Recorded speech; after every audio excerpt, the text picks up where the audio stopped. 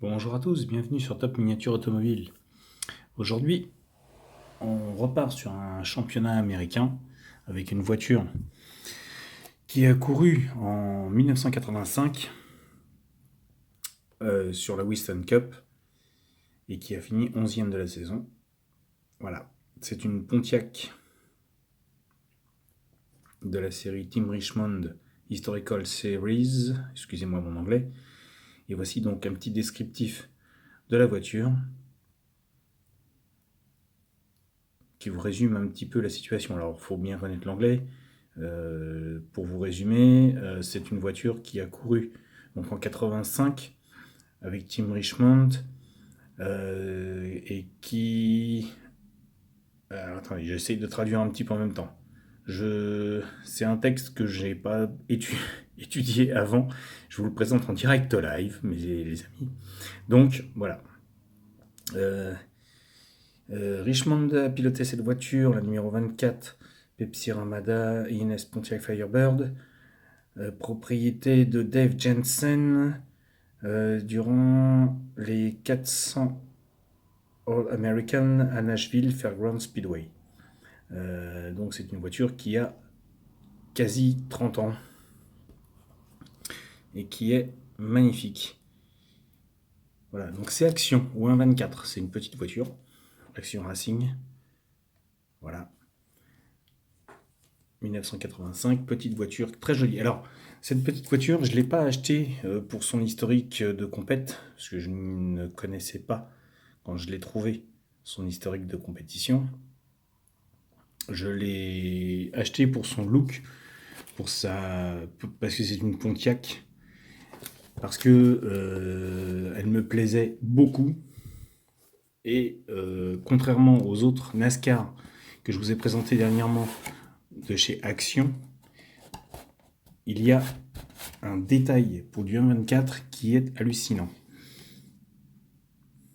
Donc on va déjà voir la boîte. Donc là, je vous ai déjà présenté. Alors, pour information, je ne me rappelle plus. 49 euros, vous voyez, 393 francs 55. C'est une voiture qui date de 2003, donc qui a déjà 20 ans. 60 euros, ils avaient arrondi. Elle était passée à 49, mais de mémoire, il ne me semble pas que je l'ai payé 49 euros. Je l'avais acheté pour ceux qui ont connu, pour ceux qui connaissent, parce que je ne sais pas s'il existe toujours, la boutique Calandre, qui se trouvait rue de Bercy, à la gare de Lyon, à Paris. Et quand ils ont fermé cette boutique, quand ils ont fermé la boutique, parce qu'après ils sont restés en ligne, et je ne sais pas s'ils sont toujours, puisque moi je n'y vais pas, j'achète très peu, ou pas, on va dire ça comme ça, en ligne, dans les boutiques. Je préfère me déplacer en bourse ou attendre, ou des trucs comme ça, acheter sur le Bon Coin, ou éventuellement sur eBay quand ça se présente. La boutique Calandre, quand elle est passée uniquement sur le web, je n'y suis pas allé, et ça remonte déjà à quelques années maintenant. Ça fait déjà plus de 10 ans que je n'y ai pas mis... faudrait que j'aille y chercher d'ailleurs, ça pourrait être marrant. Donc voici les certificats d'authenticité présentés sur la voiture, qui précisent bien que nous ne sommes pas sur une reproduction de la bête. Et ça fait longtemps que je ne l'ai pas sorti de la boîte, donc je vais la redécouvrir avec vous. Voici cette petite voiture. Alors je dis petite parce que c'est du 24. Mais qui a le mérite, ça je m'en rappelle, d'avoir un détail de malade pour du 1.24. C'est Action, comme je vous ai dit, et Action, ils font toutes les gammes dans les finitions.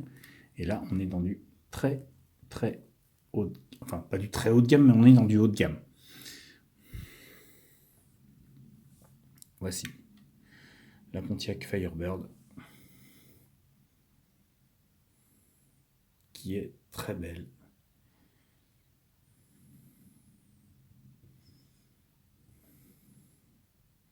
Il n'y a rien à dire. Mais là où le détail est encore plus beau, voilà, ça. On est sur un châssis vraiment c'est pareil. On est sur une coque vraiment, c'est pareil. On est sur une ouverture de capot avec des petites charnières. Alors, petit reproche que je peux faire effectivement, ce sont des petites charnières externes qui gâchent un petit peu le look de la voiture, mais qui en soi ne gâchent rien et qui donnent accès à un moteur assez détaillé pour du 1.24, il faut le reconnaître. Même le châssis, on est sur une très très bonne finition de la part d'Action. Et on a même une direction avec le volant qui tourne également. Et donc vous voyez les petites charnières de chaque côté qui donnent un aspect un peu plus réaliste, même si l'extérieur de la charnière par lui-même n'est pas spécialement beau. Mais bon, ça c'est autre chose. On voit le gros filtre à air rond, le gros camembert présent. On a les durites, on a des tuyaux, on a un allumeur, les fils de bougie, on a les remplissages d'huile, on a quelques durites, quelques flexibles à droite à gauche, quelques mini courroies présentes également. On a un beau détail et surtout on est vraiment sur le principe d'une coque NASCAR, c'est-à-dire juste un châssis et une coque, puisque ce que vous voyez en dessous c'est ma main. Et on obtient ce résultat magnifique. Alors on y va doucement sur la fermeture parce que c'est quand même assez fragile. Et à l'arrière, toujours sur le même principe, le réservoir, avec là également un fond creux, puisqu'on voit mon doigt derrière. Donc le réservoir avec les durites, les tuyaux, le remplissage se fait par le côté. Alors là par contre on a une pseudo-pastille pour représenter la trappe à essence, mais à l'intérieur on a le réservoir avec le remplissage et les durites, et même la pompe. Voilà. Hormis ça, sur l'intérieur, on est sur un intérieur dépouillé, un seul siège, l'arsocage, le harnais est dessiné, le levier de vitesse est présent, le filet de sécurité côté pilote est présent, et comme on est quand même sur une petite voiture, si vous regardez bien, on a des détails proportionnels à la voiture, mais qui sont quand même super beaux et qui lui font super bien. C'est ce qui m'a fait craquer sur cette voiture. Je vous dis, c'est pas l'historique de la voiture, c'est pas comment son palmarès ou quoi que ce soit, c'est son look qui m'a fait craquer quand j'ai acheté cette voiture. Et puis le prix aussi, parce que je me rappelle pas, honnêtement, non, je crois pas. L'avoir payé 49 €, je me rappelle pas. Il me semble que je l'ai payé beaucoup moins que ça. Parce que Calandre fermait et faisait des prix pour vider les stocks. Donc voilà. Mais en tout cas, moi j'adore cette voiture. On est sur une finition assez exceptionnelle pour du 1.24. Parce que même, regardez le train avant. Le train arrière, pardon. On a quand même un gros détail. On a les ressorts d'amortisseurs. Alors, on n'a pas de suspension, mais on a les ressorts d'amortisseurs. On a le détail de l'arbre de transmission qui ne tourne pas, mais qui a le mérite d'être présent. On a les disques, on a les étriers, on a le train arrière bien détaillé, on a les pompes, on a les durites, on a les charnières présentes sur l'arrière, on a vraiment moult détails sur cette voiture qui est très très belle. Alors certes, Made in China, bon, ça on l'aura deviné, mais là vous voyez, même c'est pareil, 81, 86 Firebird used under license, mais ça n'enlève rien. Je l'ai vraiment trouvé craquante cette voiture, physiquement. J'ai vraiment tout de suite adhéré.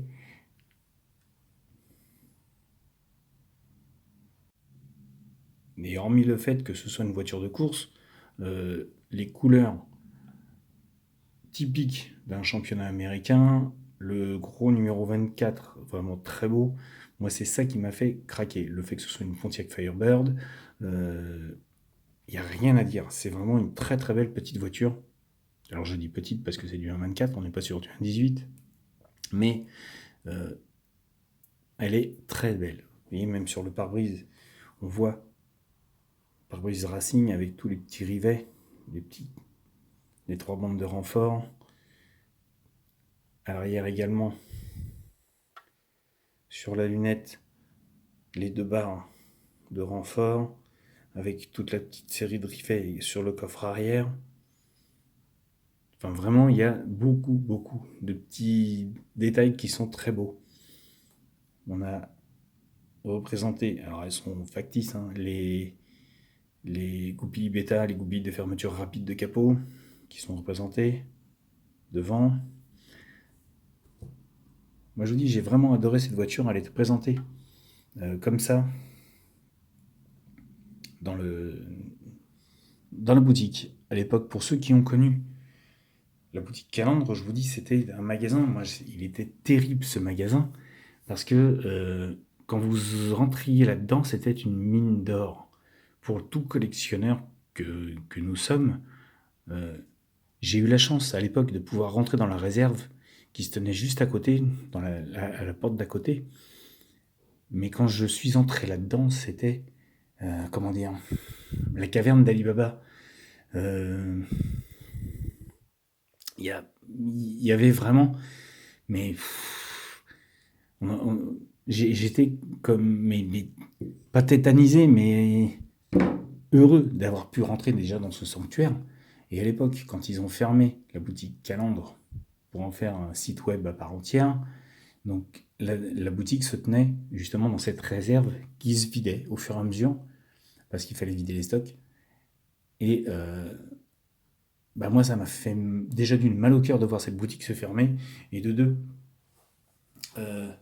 voir, on va dire, un monument historique de la miniature automobile fermer ses portes au profit de l'Internet. Ça, c'est un autre débat, mais n'étant pas pour Internet et les commandes en ligne, etc., moi, ça m'a fait vraiment mal au cœur de les voir fermer, parce que j'adorais aller dans cette boutique, et j'adorais ce qu'ils en avaient fait depuis des années et des années. Donc, le père partant à la retraite, c'est le fils qui reprenait la boutique, mais lui préférait les ventes en ligne. Bon, ça, c'est son choix. Malheureusement, ça s'est fait comme ça. Mais en tout cas, voilà, cette voiture se trouvait dans cette boutique, tout simplement. Et elle était magnifique, et elle est toujours magnifique. Moi, c'est vraiment une petite voiture qui m'a super plu dès le départ.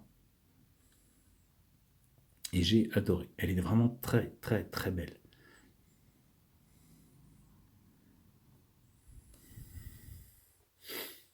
Ses finitions sont pas exceptionnelles pour du 1.24, parce qu'on a des modèles qui sont beaucoup plus détaillés que ça, mais on va dire on a très très beaux détails déjà pour cette échelle.